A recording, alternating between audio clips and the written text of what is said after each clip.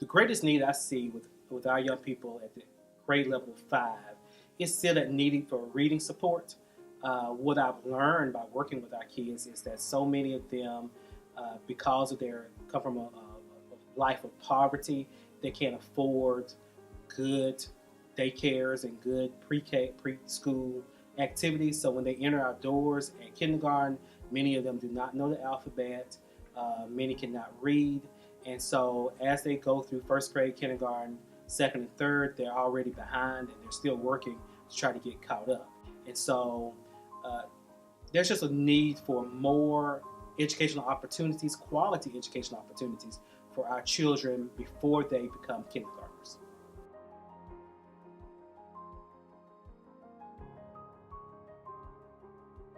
One of the things that I have found that students really enjoy is opportunities to move, to learn while they're moving, be out of their seats, interacting, doing different activities. And what I really would like to see is more opportunities for us to have classrooms outside, have classrooms not in a normal classroom setting.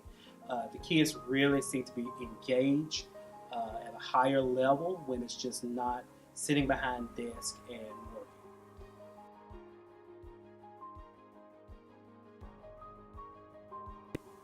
I believe, and I've been a long time believer, that every child deserves to have the same quality of education regardless of where they live, uh, regardless of their background.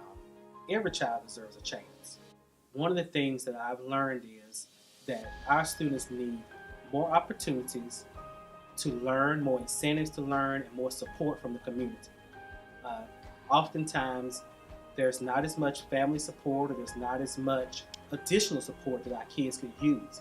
And what I see a lot in our classrooms are kids who really want to learn, but they have life's troubles that prevent them from engaging well and doing their best in school. And so it's just important to me that whatever the need is, we as a community, we as educators meet the needs of our kids. Give them every opportunity to do their best, give them every opportunity to learn, give them every opportunity to find their gifts, their talents, their strengths, and what they can do to improve themselves.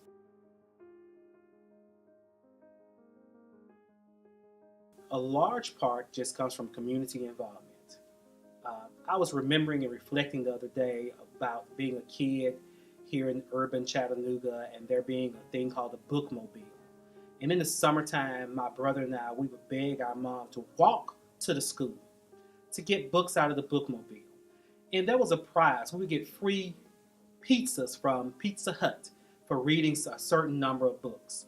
That was community involvement from our businesses.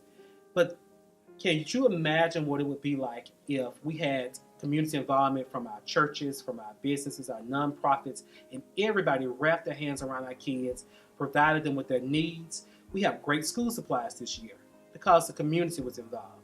So more community involvement from our businesses and all of the entities in the city, I think would really truly impact our kids and their future. Not only would it provide them with their needs, but it also would give them a vision of what it's like to work together, what it's like to help one another, and that they could learn more about businesses and other opportunities that may be available to them as they grow up and become adults. When you invest in people, they have a tendency to want to invest back in you.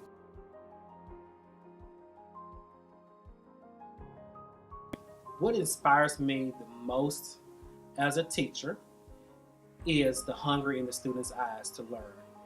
So often when I leave at the end of the day, I feel drained, I feel tired, and even sometimes I feel like I've been ineffective.